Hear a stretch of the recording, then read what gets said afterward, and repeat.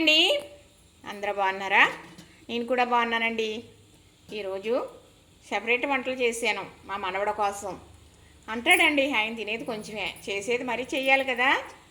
ఏం చేశాను అనుకుంటున్నారా? ఇది చికెను పచ్చి జీడిపప్పునండి. పచ్చి జీడి గింజలు వస్తున్నాయి కదా, అది పచ్చి జీడిపప్పు చేసుకుని చక్కగా ఇదిగోనండి పచ్చి జీడిపప్పు వేసి వండాము. కానీ చికెన్లో మటన్లో జీడిపప్పు చాలా బాగుంటుందన్నమాట. ఇది పచ్చి జీడిపప్పు చికెను. అలానే ఇదిగోనండి ఇది ఫ్రై. మా మనవడికి ఫ్రై ఇష్టం అండి, అందుకు ఇదిగో ఫ్రై చేశాను. ఇది చికెన్ ఫ్రై.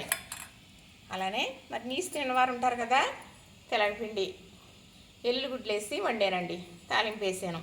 ఇది ఇలా బాలింత్రాలకు కూడా పెడతారు, చాలా మంచిది. వేసంకాలం తెలగపిండి ఏంటి అనుకుంటున్నారా? దానికి తోడు చారు ఉందండి. ఆ కూరతో తిన్నాక చారు వేసి తింటే సరిపోతుంది. ఇది కూడా చికెనే, ఇలా బాయి చేసి ఉంచాను మా మనవడికి బిర్యానీ చేద్దామని. ఈ వీటితో తిన్న తర్వాత మళ్ళీ బిర్యానీ తినడం చెప్పి ఆపేసాను. రేపు బిర్యానీ చేసి పెడతానండి, దానికోసం ఈ చికెను ఈరోజైతే ఇలా చేశానండి.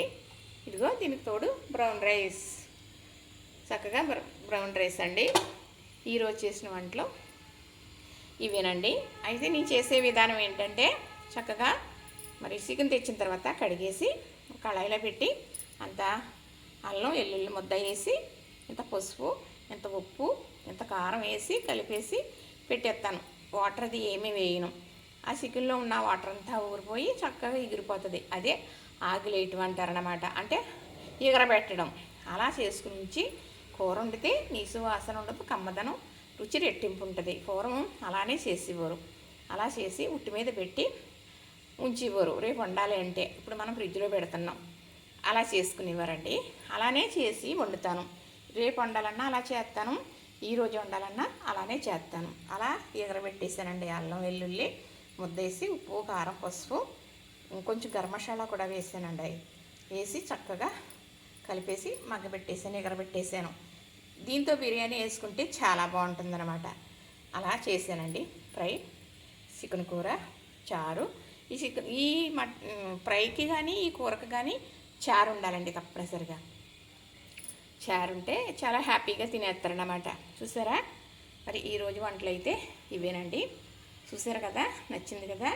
ఎవరు చూసిన వారందరూ లైక్ చేయండి, షేర్ చేయండి, సబ్స్క్రైబ్ కూడా చేయండి. మీ ఆదరాభిమానాలు మరి నా పైన ఉంచుతారని మనసారా కోరుకుంటున్నానండి.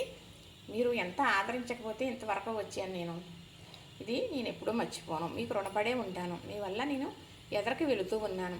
ఇంకా వెళ్ళాలి అంటే మీ ఆదరాభిమానం నా పైన ఉండాలి. చూసారా? నచ్చిందా? లైక్ చేయండి, షేర్ చేయండి, సబ్స్క్రైబ్ చేయండి.